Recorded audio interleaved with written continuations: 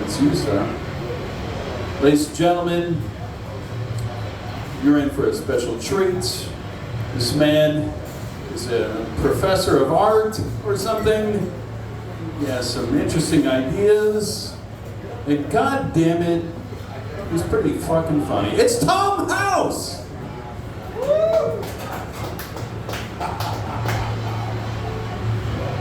How's it going? Yeah, I go by Tom House, and I just want to be honest. I usually come up here and, I don't know, like I sing like a lounge singer, and I have conversations with God. He comes down and says, I want you to sing like a demented lounge singer. And God's like, I have a fever, and the only prescription is demented lounge singer. And I gotta follow suit. But then, with all this serious political stuff, it's like this shit's in the air. I feel like Jim Leahy, where the shit hurricane or the shit is in the air. And I'm like, I can just feel it. Because I'm like a dog. I can sense before the storm hits. I'm one of those people. I am an artist type kid, person, guy, thing. And so, there's two wars going on. Anyways, so I wanted to get all political, and then I wrote my stuff. It's all here because I didn't have a chance to rehearse it because I wrote it all yesterday. So what happened was I was gonna get all into about like what's going on with the Gaza Strip, and I had a nightmare. And so I didn't. So here it is. I'm gonna read you my nightmare. This is a real bona fide dream that I had. It's not just like for, acting. So you can see here, this was originally part of my script, Israel Strikes Back, the Epoch Times. So I had some meaty stuff. And then I was struck in with a nightmare. So here's the nightmare. I got crappy eyesight, but, I'll try. So, you gotta bear with me. I really wanted to share this with you. All right, so this is the dream. That's what I call it. I just had begun an acting career in my dream, and this was my first time. I got like an opening. I'm gonna like be in a little movie here. I was gonna be in a movie, and I'm gonna read this to you. And so I was with another actor, and we were, getting on with our business, is doing what actors do. And the set was an office building, like a one-story office building. And then I don't know what happened, man, but like I must have said something. So something happened, and the director got all worked up, and he said, "Get off the set." Just like that. And I was like, I protested, like, what did I do? And so, no explanations. And it was like some Alfred Hitchcock and Stanley Kubrick daymare. That's how strange this was. I must have pulled off a doozy. So the other guy in a dark brown green velvet suit escorts me off the set. The set, like I said, was a one-story office building. Don't have to get into that.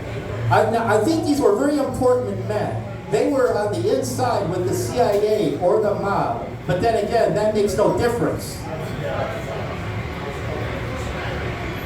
And me, I'm just a small-time actor. And this is like my first chance.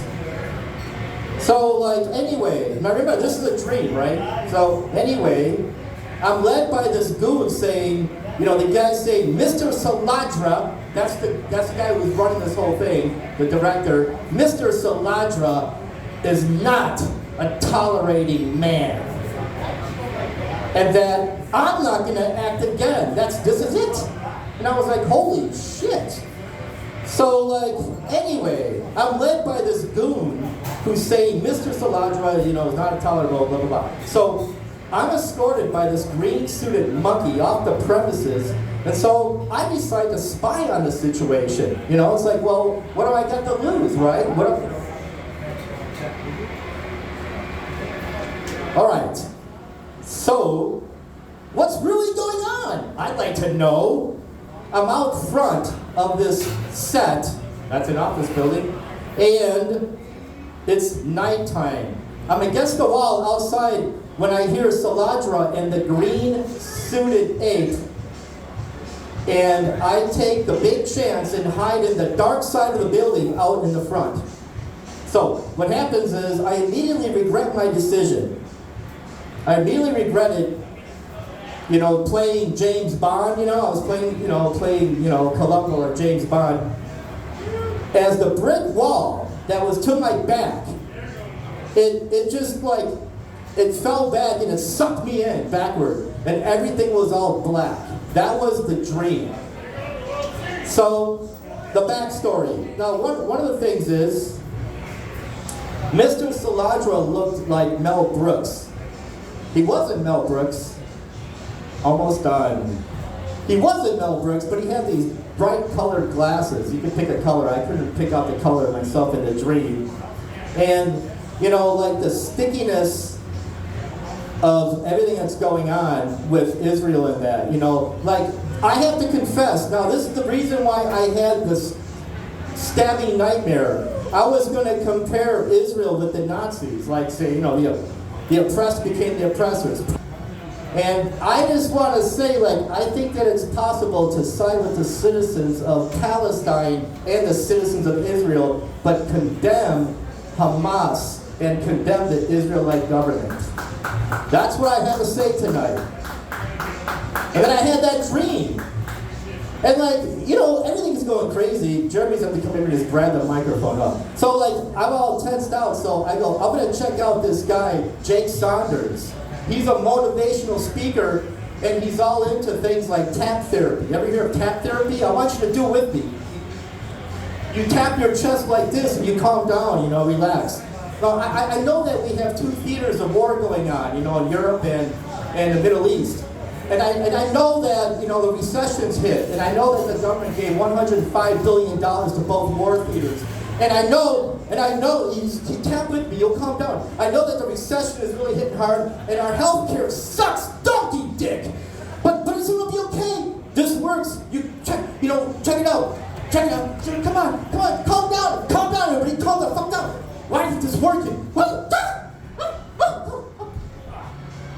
Oh man, I just punched myself to death, Well, I miss those glory days when I used to come up here and just talk about hunchbacks, and ducks.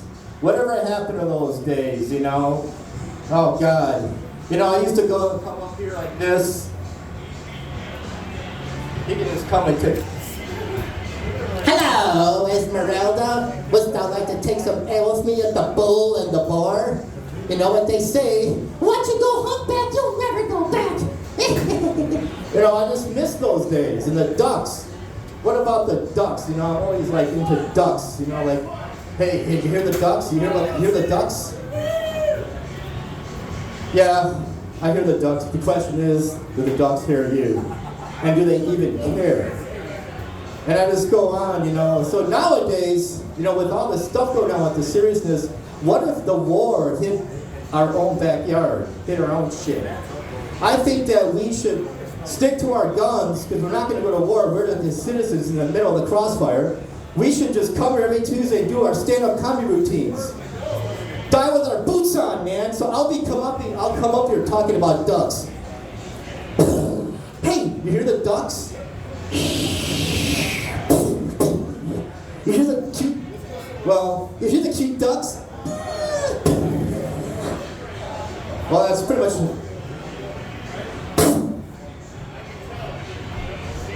Well, that's pretty much it. Lights out. Have a good night, and thank you, everybody.